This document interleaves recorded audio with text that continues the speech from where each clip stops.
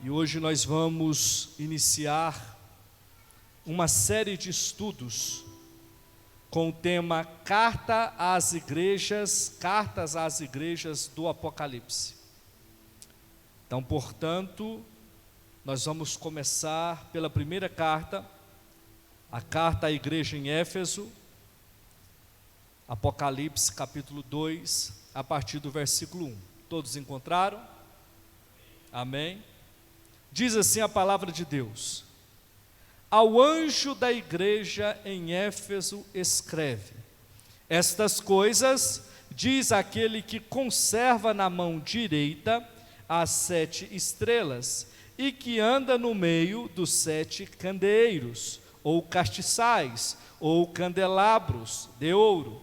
Conheço as tuas obras, tanto o teu labor como a tua perseverança, e que não podes suportar homens maus, e que puseste à prova os que a si mesmos se declaram apóstolos e não são, e os achaste mentirosos, e tem perseverança, e suportaste provas por causa do meu nome, e não te deixaste esmorecer.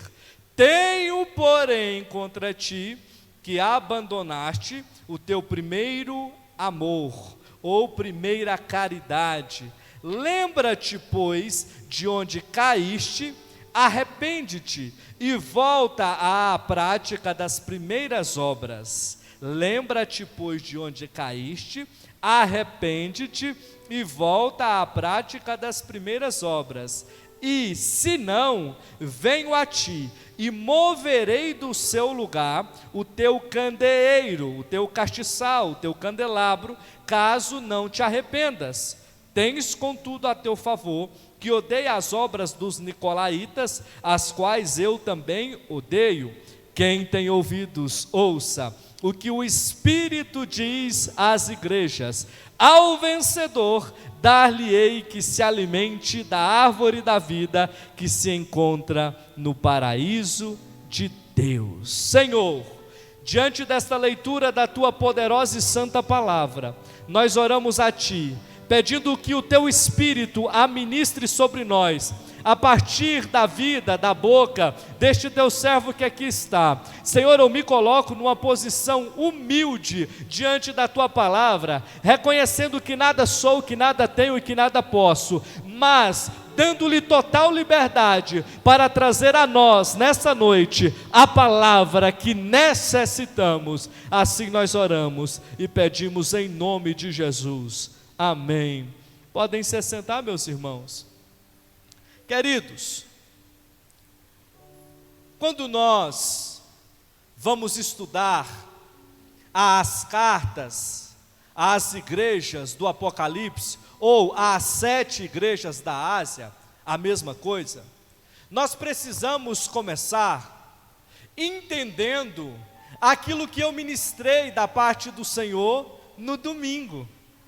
Nós precisamos começar voltando lá na visão gloriosa de Jesus, ou na visão de Jesus glorificado.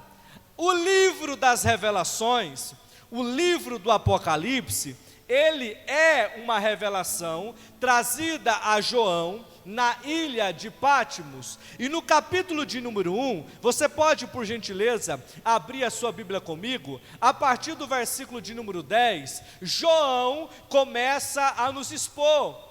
Apocalipse 1, a partir do verso 10, achei-me em espírito no dia do Senhor, e ouvi por detrás de mim grande voz, como de trombeta, dizendo: o que vês, escreve em livro, e manda às 7 igrejas. Olha só quais são as 7 igrejas: Éfeso, Esmirna, Pérgamo, Tiatira, Sardes, Filadélfia e Laodiceia. Voltei-me para ver com quem falava. Escuta só: João se virou para ver aquele que tinha a voz como de trombeta, e quando ele se volta, ele vê 7 candeeiros de ouro, ou 7 castiçais de ouro, ou 7 candelabros de ouro, a mesma coisa, e no meio dos candeeiros tinha um semelhante ao Filho do Homem, aquele que Daniel descreve no capítulo 7 do seu livro profético como o ancião dos dias, e ele diz: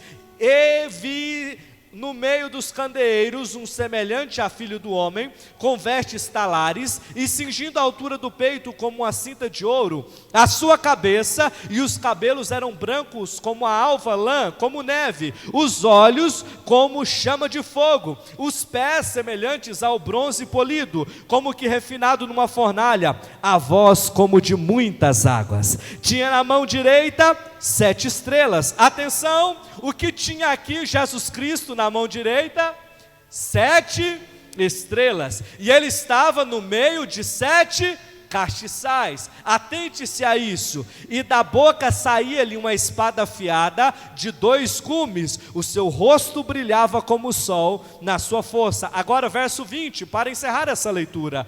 Quanto ao mistério das 7 estrelas que viste na minha mão direita e os 7 candeeiros de ouro, as 7 estrelas são os anjos das 7 igrejas. Quais 7 igrejas? As 7 igrejas da Ásia. E os 7 candeeiros são justamente aquelas 7 igrejas da Ásia mencionadas nominalmente no versículo de número 11. Quando nós enxergamos essa realidade, quando nós colocamos a nossa imaginação em curso, para tentar visualizar o que João estava de fato vendo, nós percebemos Cristo com todo o poder e glória, caminhando no meio de 7 candelabros. Cada candelabro simbolizava uma das 7 igrejas da Ásia. Jesus Cristo, em poder e glória, estava sondando, caminhando, sondando a realidade íntima das suas igrejas lá na Ásia Menor. E de maneira profética, da mesma forma como ele caminhava em meio aos candeeiros, Cristo Jesus continua caminhando em meio à sua igreja. Cristo Jesus continua sondando intimamente a realidade da sua igreja nos dias de hoje. Jesus conhece intimamente o seu povo. Jesus conhece profundamente a realidade da sua igreja, da mesma maneira que Jesus conhecia e sondava a realidade das 7 igrejas na Ásia.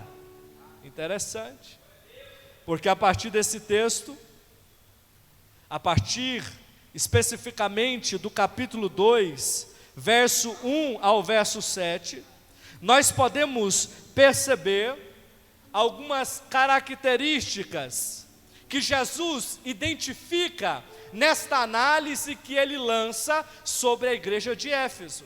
Perceba, Jesus está no meio dos 7 castiçais, e é como se Jesus começasse a olhar para cada um daqueles castiçais, para cada um daqueles candeeiros, e começasse a trazer à tona a realidade de cada uma daquelas igrejas ali representadas por aqueles instrumentos lá do culto judaico. Atenção, Jesus, ele vai trazendo a realidade, não porque Jesus tinha ou tem nos dias de hoje a pretensão de reprovar e de condenar a sua igreja, de maneira nenhuma. Jesus Cristo, ele vai apontando essa realidade para que a igreja possa olhar para si, para que a igreja possa também reconhecer a sua realidade. E nesse aspecto, no que diz respeito à primeira igreja mencionada, a igreja de Éfeso, Jesus Cristo, ele identifica de maneira resumida aqui nesta introdução, Jesus identifica que aquela igreja em Éfeso tinha uma teologia, nota 10. A teologia da igreja de Éfeso era impecável. O serviço, o zelo, a perseverança no trabalho também era impecável. Isto é, no que diz respeito à religião, a igreja de Éfeso estava nota 1000. No que diz respeito à religião, a igreja de Éfeso era digna de louvor até mesmo da parte de Cristo, conforme veremos mais detidamente aqui adiante. Mas havia um alerta, havia uma reprovação, que é justamente no que diz respeito à devoção daquela igreja, que é justamente no que diz respeito ao amor daquela igreja. Aquela igreja havia perdido o primeiro amor. Aquela igreja havia perdido aquela devoção fervorosa que havia encontrado quando reconheceu a Jesus como seu Senhor e Salvador. E de maneira bastante clara, esta carta à igreja de Éfeso vai nos apontar que nós jamais, eu vou repetir, vou enfatizar, a igreja de Jesus jamais pode sacrificar, pode abrir mão do primeiro amor, mesmo que seja para poder privilegiar uma suposta religião perfeita, mesmo que seja para tentar privilegiar uma ortodoxia impecável. Não, nós nunca podemos abrir mão do primeiro amor, nós nunca podemos abrir mão desse fervor, desse afeto, dessa intimidade que pulsa, que queima dentro de nós. Amém? Feita esta introdução, eu quero caminhar versículo por versículo com você. Você está com a sua Bíblia aberta? Me mostra a sua Bíblia aí, vamos ver. Fazer igual na escola dominical antigamente. Cadê a Bíblia? Veja aí comigo, o versículo de número 1. Ao anjo da igreja em Éfeso escreve. Meus irmãos, aqui se trata de uma carta. Diga comigo, carta. Quem aqui já mandou uma carta? Quem aqui é dessa época? Quando você vai enviar uma carta, você precisa colocar ali no envelope duas informações. Uma informação de um lado a respeito de quem vai receber a carta, o destinatário da carta, e uma informação do outro lado a respeito de quem está mandando a carta, é o remetente da carta. Jesus Cristo, ele faz dessa maneira, ele começa apresentando o destinatário da carta. Ele diz ao anjo da igreja em Éfeso. A palavra aqui do grego original é a palavra ângelos, mas não quer dizer aquele ser celestial. Muito provavelmente, o que nos indica a boa interpretação da palavra é que Jesus está se referindo aqui ao líder pastoral daquela igreja. Olha que coisa interessante de nós observarmos. Jesus tinha uma mensagem para a igreja de Éfeso. Jesus tem ainda uma mensagem para a sua igreja nos dias de hoje. E Jesus, ele envia esta mensagem para a sua igreja através, por intermédio de um representante, do anjo do Senhor, do líder, do pastor levantado ali sobre aquela congregação. Interessante. Deixa eu te contar uma coisa. O nosso Senhor Jesus Cristo continua levantando pastores ainda nesta geração, e eu não quero referir à minha pessoa de maneira nenhuma, muito pelo contrário, eu estou bem consciente da minha realidade, mas o Senhor continua levantando homens fiéis, para serem porta-vozes daquela mensagem que Ele tem para a sua igreja nos dias de hoje. Mas aqui o destinatário é específico, não é para todas as igrejas, de todos os lugares, ou para todos os pastores, é ao anjo da igreja em Éfeso. Éfeso era uma cidade muito importante, politicamente, geograficamente, financeiramente. Éfeso estava localizada na famosa Ásia Menor, num eixo muito relevante dentro do Império Romano. Éfeso, conforme você deve se lembrar da leitura da carta de Paulo aos Efésios, Éfeso espiritualmente, religiosamente, também tinha seus problemas. Éfeso, ela era devota da deusa Diana, a grande Diana dos Efésios, como nos diz o texto sagrado, assim eles se referiam. Mas Éfeso era esta cidade, grande, cosmopolita, financeiramente bem, geograficamente bem localizada. E lá dentro desta cidade, Deus havia suscitado uma congregação, Deus havia levantado parte da sua igreja, e é a esta igreja, por intermédio do anjo que lá estava, do obreiro do Senhor que lá estava, que Jesus envia essa carta. Mas eu já falei de quem é o destinatário. E quem é o remetente da carta? É Jesus. Veja comigo a parte B do versículo 1. Estas coisas diz aquele quem? Aquele que conserva na mão direita as 7 estrelas e que anda no meio dos 7 candeeiros de ouro. No capítulo de número 1, quem é o ancião dos dias? Quem é aquele que anda no meio dos 7 castiçais? Quem é aquele que manifesta a sua glória, o seu poder a João de maneira perfeita? É quem? É Jesus. Quem está remetendo esta carta para a igreja em Éfeso é quem? É Jesus. Não é carta de Paulo aos Efésios, é carta de Jesus aos Efésios. Já pensou? Nós estivéssemos recebendo aqui hoje uma carta do próprio Cristo, para que fizéssemos a leitura. Deixa eu te falar, nós recebemos muito mais do que uma. Nós recebemos 66 livros do próprio Cristo, para que possamos andar de acordo com essa revelação. Amém? Interessante observarmos os verbos aqui utilizados. O texto nos diz que estas coisas diz aquele que conserva. Diga comigo, conserva. Conserva. Aqui o verbo está no particípio, é krateon, que significa aquele que tem o controle soberano, é aquele que segura o cetro do governo, é aquele que com o seu cetro, com a sua poderosa mão, ele tem governo, ele tem controle sobre todas as coisas, sobre todos os povos, sobre todas as nações. É Cristo Jesus, o Rei dos Reis. Olha só. E o texto ainda nos faz uso da palavra anda, aquele que anda. Diga comigo, anda. Aqui é peripaton.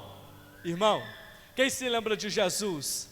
Caminhando e ensinando, andando e ensinando. Aquilo ali é o método peripatético de ensino, porque é ensinar andando. Os filósofos gregos faziam isso, e aqui o texto está usando esse mesmo verbo, o peripaton, para se referir ao fato de que Jesus anda ensinando, anda se revelando, anda mostrando a sua presença ativa e vigilante no meio dos 7 castiçais, no meio da igreja. Jesus continua conservando, segurando todo o poder, a soberania em suas mãos, e Jesus continua andando, se revelando, se mostrando presente na vida da sua igreja. Meu irmão, pelo versículo de número aqui, já está claro duas coisas. Já está claro que Jesus é soberano e se mantém soberano, e está claro também que Jesus está presente, está próximo, está perto da sua igreja. As religiões ao redor do mundo, eles não têm esse privilégio, eles não adoram a um Deus presente, a um Deus Emanuel,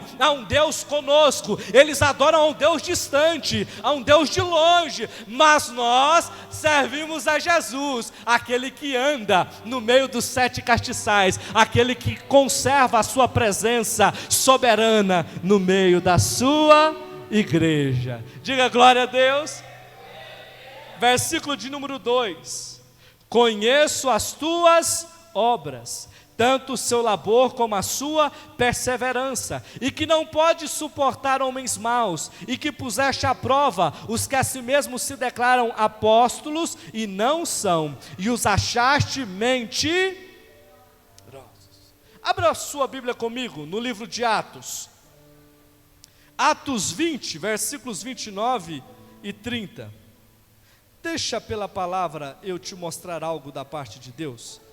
Atos dos Apóstolos, capítulo 20, versículos 29 e 30. Entenda, nesse capítulo de número 20, a partir do versículo 17, Paulo está falando aos presbíteros da igreja de Éfeso. Paulo está falando para quem? Para os presbíteros. De qual igreja? De Éfeso. A mesma igreja para a qual Jesus está enviando essa carta. Agora atenção nos versículos 29 e 30. Paulo diz: eu sei que depois da minha partida aparecerão no meio de vocês lobos ferozes, vorazes, que não pouparão rebanho, e que até mesmo entre vocês se levantarão homens, falando coisas pervertidas, para arrastar os discípulos atrás de si. Interessante, Paulo profetiza tal coisa lá atrás, e João, ele recebe de Cristo uma fala, mostrando que tal profecia de Paulo havia se cumprido. Como assim, pastor? Você vê claramente no versículo de número 2, que haviam homens maus, que haviam lobos ferozes, vorazes, famintos, dizendo de si mesmo que eram apóstolos, que eram enviados por Deus. Eles estavam querendo perverter o ensino, eles não pertenciam à igreja, eles faziam de conta que eram parte da igreja. O que eles queriam era arrastar discípulos, era arrastar seguidores. Mas Jesus está aqui dizendo: eu conheço. Aqui ele usa o verbo oida, né, que é conhecer. Ele está dizendo: eu tenho um conhecimento onisciente. É por isso que nós precisamos olhar para as palavras do texto original. O conhecer aqui não é qualquer conhecimento. O conhecer aqui não é um conhecimento superficial de ver e identificar. O conhecimento aqui está no mais alto grau de perfeição. É o conhecimento onisciente. O que é esta característica de Deus e, portanto, de Cristo? A onisciência é que Ele sabe todas as coisas. Ele sabe todas as coisas antes de todas as coisas acontecerem. Ele sabe todas as coisas no passado, no presente e no futuro. Ele sabe todas as coisas, tendo o controle sobre todas as coisas, porque Ele, além de onisciente, Ele é onipresente e Ele é onipotente. Aqui Jesus está dizendo: conheço, a minha onisciência conhece, sabe o que? As tuas obras. Conhece o que? O que você está fazendo. Conhece o que? O seu labor e a sua perseverança. Jesus está aqui elogiando, neste momento introdutório, a igreja em Éfeso. O labor aqui não é qualquer labor, é um trabalho exaustivo. A perseverança aqui é no sentido de continuar, de não parar, de resistir. A cidade era idólatra, tudo ali ao redor impunha que aquela igreja tinha que ser desfeita, que aquela igreja iria fracassar, mas aquela igreja perseverava, aquela igreja era uma resistência. Jesus está dizendo: eu sei, eu conheço a identidade de vocês, eu sei pelo que vocês têm passado. Irmão, Jesus Cristo conhece a sua igreja, Jesus Cristo conhece o nosso labor, Jesus Cristo conhece a nossa perseverança. Jesus Cristo sabia que os falsos mestres, que os lobos vorazes, mencionados em Atos 20, que lemos agora há pouco, estavam ali, estavam atacando, e Jesus elogia: vocês colocaram à prova esses homens, e vocês rechaçaram, vocês os acharam mentirosos, vocês não os aceitaram. Coisa boa. Eu disse a princípio, a teologia da igreja em Éfeso era boa, a ortodoxia doutrinária, a pureza moral da igreja em Éfeso era boa. Quiçá Jesus possa olhar para a igreja hoje e encontrar esse mesmo modus vivendi, e encontrar essa mesma ortodoxia, e encontrar este mesmo zelo, e encontrar este mesmo apego à palavra dele, à sã doutrina e à santidade. Versículo 3, vamos ler comigo. E tens perseverança. Veja, Jesus Cristo está repetindo a perseverança. Jesus Cristo está ressaltando a perseverança já mencionada no versículo 2. Atente-se para isso. E tens perseverança e suportaste o quê? Provas, provações, por causa do meu nome, e não te deixaste esmorecer. Cristo está dizendo, igreja em Éfeso, eu sei que vocês estão sofrendo, que vocês sofreram, e que vocês permaneceram lutando, e que vocês permaneceram firmes no que diz respeito ao que lhes fora ensinado. Eu sei que vocês sofreram, não foi qualquer afronta, mas foram afrontas por causa do meu nome. Jesus está mais uma vez elogiando, validando o esforço daquela igreja. Jesus ainda complementa, olha, vocês não desistiram, vocês não se cansaram, vocês não se fatigaram na fé. O trabalho foi muito, as provações foram muitas, mas vocês não desistiram. Meu irmão, a gente olha para o versículo 4, quando Jesus coloca, tenho porém contra ti que abandonaste o primeiro amor, e muitas vezes nós queremos jogar pedras contra a igreja de Éfeso, e muitas vezes nós queremos dizer, a igreja de Éfeso é uma igreja que não pode ser imitada em nada, a igreja de Éfeso não serve de parâmetro para nada. Não é bem assim não, meu irmão. Jesus Cristo trata de começar a carta elogiando a igreja, dizendo, vocês sofreram por causa do meu nome, pregar o evangelho, ensinar o evangelho nesta cidade de vocês, e nessa cidade idólatra, nessa cidade que preza o dinheiro, nessa cidade que está a todo tempo correndo atrás dos bens dessa vida, não é fácil. Eu sei que vocês estão sendo provados, eu sei que a pressão aí é para que a igreja acabe, eu sei que tem até falsos mestres, mas vocês não se cansaram, vocês ainda permanecem. Irmão, preste atenção aqui, vamos entender aqui, a igreja em Éfeso era uma igreja que permanecia, tinha suas crises, sim, tinha ataques internos e ataques externos, sim, o texto nos mostra, mas era uma igreja que perseverava. Será que nós, diante de ataques internos, de ataques externos, temos perseverado? Será que se Jesus Cristo for escrever uma carta para nós, a igreja do Colina Azul 2, no ano de 2026, Ele vai poder dizer, tens perseverança, suportaste as provas por causa do meu nome, não te deixaste esmorecer, não desistiram, não se afatigaram? Tomara que sim. Diga comigo, tomara que sim. Diga comigo, vamos continuar lutando. Diga comigo, não vamos desistir. Diga comigo, somos igreja, e as portas do inferno não vão prevalecer. Amém? Versículo 4. Agora nós chegamos no grande alerta. Jesus diz, tenho porém contra ti. Tenho porém contra ti. Vocês estão perseverando? Glória a Deus. A doutrina, a teologia está boa? Glória a Deus. Vocês têm trabalho, serviço mostrado? Glória a Deus, mas está faltando alguma coisa. Tenho porém contra ti, vocês deixaram alguma coisa para trás. E o que é que ficou para trás? O primeiro, abandonaste o primeiro amor. A frase aqui, o meu grego não é bom não, mas a frase aqui para você entender, por isso que eu vou mencionar, é tem agapem soltem protem afecas.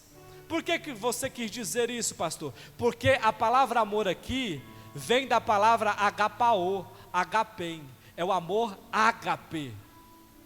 E nós precisamos perceber isso. O amor mencionado aqui não é um amor fileu, O amor mencionado aqui não é o amor eros, não é o amor de amigo, não é o amor de amante. O amor mencionado aqui é o amor sacrificial. É o amor padrão Jesus Cristo, que a si mesmo se esvaziou, tomou essa forma humana e se entregou, e morreu por nós. É o amor ágape. O que foi abandonado aqui é o agapém, é o primeiro amor, é essa devoção afetuosa a Cristo. Me entenda bem, meu irmão. Quando nós falamos de amor ágape, nós precisamos enxergar este amor em duas dimensões. Eu já preguei isso daqui, salvo engano. São as mesmas duas dimensões da cruz: a dimensão vertical, para cima, e a dimensão horizontal. Ou seja, esse amor sacrificial, ele desce de Cristo para nós, ele é revelado de Cristo para nós, no que Cristo morreu por nós, mas ele deve ressoar de nós para com Deus, de nós para com Cristo, para cima, na direção vertical, fervorosamente. Isso significa de toda a alma, de todo o corpo, de todo o coração, de todo o entendimento, com todas as nossas obras, com tudo que temos, com tudo que somos, abrindo mão desse nosso modo de viver terreno e passando a viver como nova criatura. Mas esse amor ágape, na sua dimensão horizontal, ele deve se manifestar em favor dos nossos irmãos. Eu tenho que amar o próximo como a mim mesmo. Eu tenho que cumprir no próprio ensino de Cristo o maior dos mandamentos. Qual é? E o próximo? Amar a Deus. E o próximo? Amor ágape.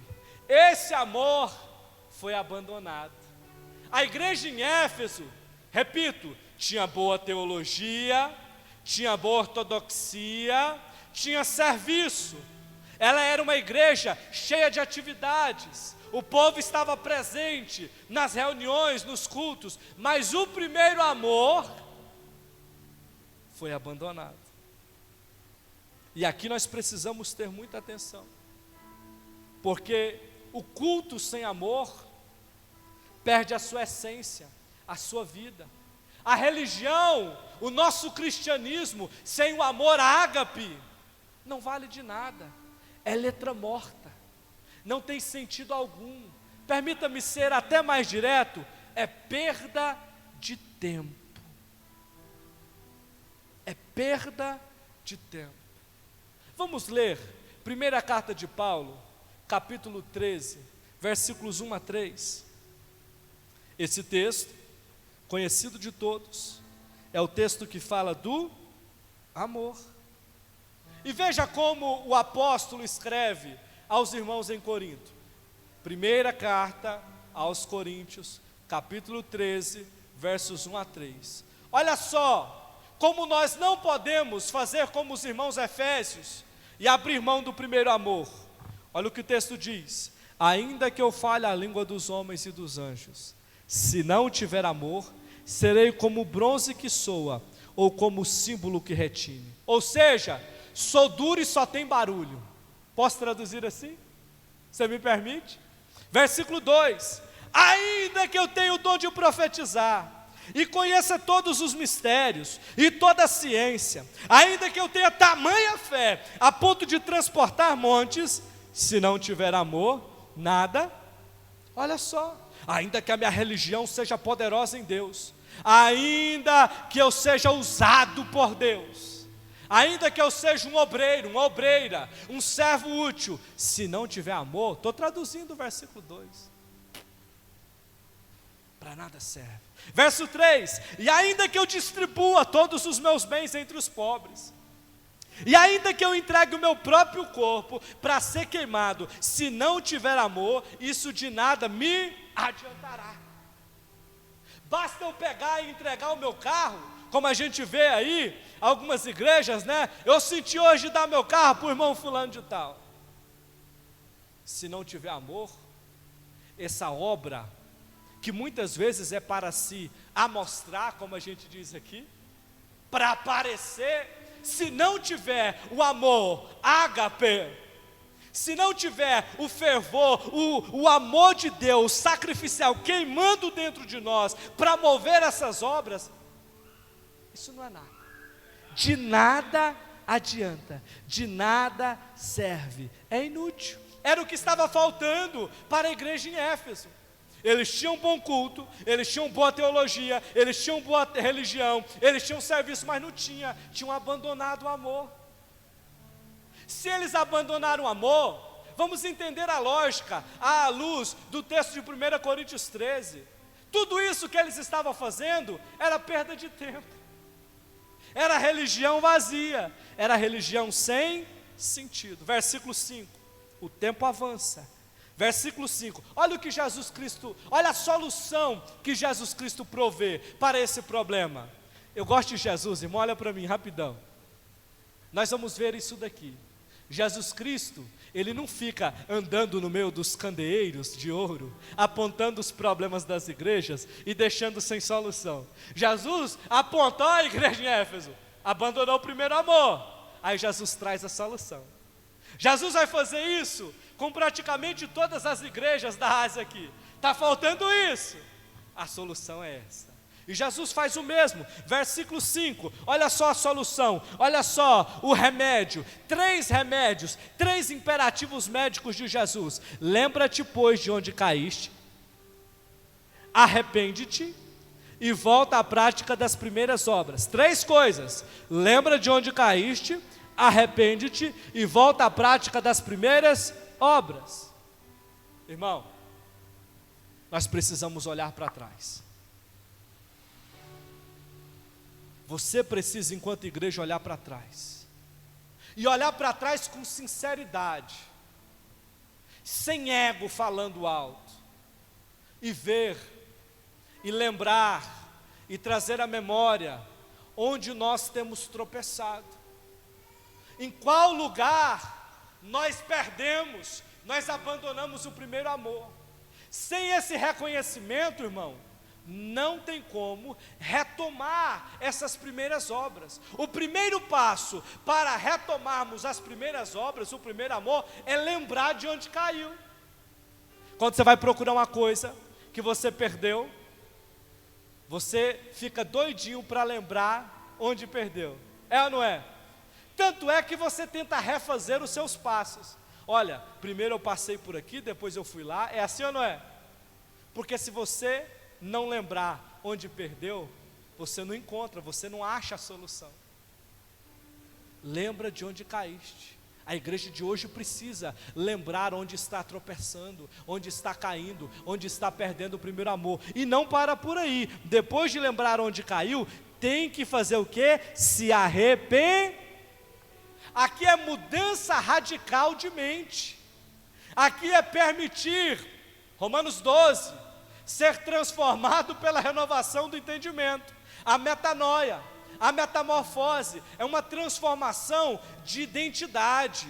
Olha, tropecei aqui, abandonamos o primeiro amor nesse ponto enquanto igreja, então nós precisamos arrepender. Não adianta eu ficar olhando daqui para trás e falar, olha lá, o problema está lá atrás, mas vou continuar fazendo do mesmo jeito, porque hoje as coisas são diferentes, porque hoje a história é diferente, hoje a igreja não vive mais o tempo que a igreja lá dos Efésios vivia, que a igreja primitiva vivia. Não, meu irmão, nós precisamos nos arrepender, eu vou dizer, nós precisamos olhar para a palavra e dizer, misericórdia, Deus, eu me arrependo, Deus. Nós precisamos olhar para a palavra e trazer ela para nós, e deixar a palavra nos mudar, deixar a palavra nos transformar. Mas não para por aí. Aí, depois de lembrar de onde caiu, depois de se arrepender, tem que voltar às práticas das primeiras obras. Não pode ficar só na teoria, não pode ficar só no pensamento, não pode ficar só na ideia. Nós precisamos voltar a praticar o primeiro amor. Nós precisamos voltar a praticar o primeiro amor. Como? Nós precisamos voltar a orar como orávamos quando estávamos no primeiro amor. Nós precisamos voltar a ler a Bíblia como líamos quando estávamos no primeiro amor. Nós precisamos voltar a jejuar, a praticar todas as disciplinas espirituais que praticávamos quando estávamos vivendo aquele primeiro amor. Quando nós aceitamos Jesus, irmão, crente quando aceita Jesus, quando ele é novo convertido, ele está empolgado, é bom demais mexer com ele. Você chama para fazer qualquer coisa, ele vem, ele faz. Você convida para pregar na cadeia, no hospital, ele quer ir. Você convida para vir orar de madrugada, ele quer orar. Nós precisamos voltar. Isso vai demandar esforço. Deixa eu te falar um negócio. Nós queremos viver uma religiosidade, esse fervor, esse primeiro amor de maneira passiva. Isso não é possível não, irmão. Vai te dar trabalho, demanda esforço voltar às primeiras práticas. Você vai ter que lutar contra o seu ego, contra a sua carne, contra o seu querer. Você vai ter que lutar, muitas vezes, contra ataques espirituais para te manter naquela posição de antes, que muitas vezes é posição de frieza, conduzindo à apostasia. Amém? Se não, venho a ti e te moverei do seu lugar. Do seu lugar o teu candeeiro. Irmão, olha só isso. Jesus está falando, se vocês não voltarem, se vocês não se arrependerem, se vocês não se lembrarem de onde caíram, se vocês não abraçarem o primeiro amor, eu vou remover o candeeiro de vocês. Vocês vão deixar de ser minha igreja. Se não é candeeiro, se ele não está mais, se você não está mais ali fazendo parte daqueles candeeiros no qual Jesus conserva-se no meio, caminha pelo meio, você não é mais igreja. Você pode ser uma instituição religiosa, tem muitas por aí, mas não é mais igreja. Você não é mais representante de Cristo. Você não é mais portadora da luz que brilha, da luz, da mais brilhante estrela da manhã. Você perdeu a sua identidade. Você não pode ser mais chamado de embaixador de Cristo, de remanescente fiel. Está entendendo o negócio? Aqui é o seguinte, deixa eu ser mais claro ainda. Ou voltamos ao primeiro amor, ou não somos mais reconhecidos como igreja. Agora ficou claro? Agora ficou claro o aviso de Jesus para a igreja aos Efésios, e que nós precisamos tomar para nós nos dias de hoje? Versículo 6, meu Deus, tens contudo a teu favor, que odeias as obras dos nicolaítas, as quais eu também odeio. Pastor, quem são esses nicolaítas, irmãos? Eles aparecem basicamente somente aqui. Isso aqui é um bando de tribuloso. Me permita usar essa expressão, para ficar claro. Isso aqui é um bando, um grupo de tribuloso, que surgiu no meio da igreja, ou que tentou aparecer no meio da igreja, dizendo assim, presta atenção no que os nicolaítas falavam. Não, nós não podemos ser diferente do povo da cidade. Eles diziam, não, nós precisamos viver de acordo com a cultura da cidade. Nós precisamos viver a religião dos Efésios. Nós podemos praticar essas imoralidades sexuais tão incentivadas lá no templo da deusa Diana. Não tem problema nenhum a gente ser como os do mundo, os de fora. Mas a igreja de Éfeso não aceitou. E nós também não podemos aceitar. Jesus está dizendo, tens a teu favor que odeia as obras dele. Aí Jesus complementa, eu também odeio. Irmão, deixa eu te falar um negócio aqui. Jesus está dizendo que ama as obras dos nicolaítas, que odeia as obras dos nicolaítas, não que odeia os nicolaítas. Isso daqui não é um incentivo para a gente odiar as pessoas que estão no mundo. É diferente. Eu não gosto do que você faz, eu não aprovo o que você faz. Mas o amor ágape, o primeiro amor, o amor que tem que ser vertical e horizontal, tem que te alcançar ainda. A igreja não pode se misturar com as obras dos nicolaítas dos dias de hoje, mas precisa abraçar os nicolaítas, precisa amar os nicolaítas. As obras dele, reprovação. Agora eles precisamos pregar o Evangelho, precisamos nos sacrificar por Ele em Cristo.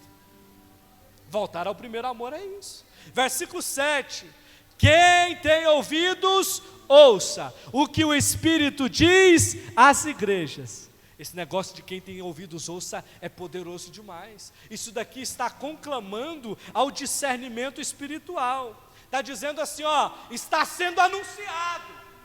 São todos que vão ouvir? Não, quem tem ouvido, quem discerniu, quem pegou. Não é assim? Muitas vezes os pregadores usam isso, né? Como forma de fazer os irmãos entender a palavra. Você pegou? Isso daqui é para quem está pegando. Quem tem ouvido, ouça, pega aí. Quem tem ouvidos, ouça o que o Espírito diz às igrejas. Agora vem, ao vencedor dar-lhe-ei o direito que se alimente da árvore da vida, que se encontra no paraíso de Deus. Gênesis 3, a queda do homem. O homem, aqui, Adão e Eva, eles vão lá, desobedecem a ordenança de Deus, e comem do fruto de qual árvore? Diga, da árvore do conhecimento do bem e do mal. Esse era o fruto proibido. Agora, isso lá no Gênesis, isso antes da manifestação do proto-evangelho no versículo 15, depois você lê Gênesis 3,15, é o proto-evangelho. Antes da manifestação gloriosa de Cristo aqui em Apocalipse capítulo de número 1. Porque depois de Cristo e em Cristo, vou repetir, depois de Cristo e em Cristo, nós que havíamos sido separados, que fomos reconciliados em Cristo, nós que comemos o fruto da árvore do conhecimento do bem e do mal e que fomos expulsos do jardim, quando estamos em Cristo e somente em Cristo, nós recebemos o direito não de comer de novo do fruto da árvore do conhecimento do bem e do mal, não, mas de comer do fruto da árvore da vida. O homem foi colocado para fora do jardim do Éden para que não comesse o fruto da árvore da... Pegou aí o negócio, irmão? Mas agora, ao vencedor, quem é o vencedor aqui, pastor? É o que persevera fiel, é o que volta às primeiras obras, é o que não abandona o evangelho, é o que está no amor ágape. A este, e somente a este, ele sim poderá voltar, comer o fruto da árvore da vida, aquela árvore que frutifica e que o fruto é vida eterna, é comunhão inquebrável com o Pai. Ah, meu irmão, que promessa maravilhosa. Resumindo e fechando, a teologia dos Efésios era boa. A religião dos Efésios, no que diz respeito a serviço, era ótimo. Estava passado do ponto, tinha ativismo. O povo estava perseverando, cansando, no que diz respeito às obras. Mas abandonaram o primeiro amor. Para que você entenda. Imagine só. O homem, um pai de família, um marido, casado, tem lá sua esposa e seus filhos. Todo dia ele sai de casa para trabalhar, para prover o melhor para sua família, para buscar segurança, provisão e proteção para sua família. E ele trabalha, e sacrifica o tempo dos filhos, e sacrifica o tempo da esposa, e sacrifica o convívio com o seu lar, mas ele dá de tudo. Não falta nada na sua casa, não falta nada na despensa, não falta nada na conta bancária. A família está bem, está com saúde. Mas vão passando-se os anos, e essa postura dele vai fazer com que ele perca a intimidade com sua esposa, vai fazer com que o amor se esfrie no casamento, vai fazer com que o convívio com seus filhos se torne distante. Essa era a igreja de Éfeso. Estava trabalhando, cheia de ativismo, mas a comunhão, o tempo de mesa, o tempo de intimidade, o tempo de relacionamento já não existia mais. E relacionamento, quando você não investe tempo, ele morre.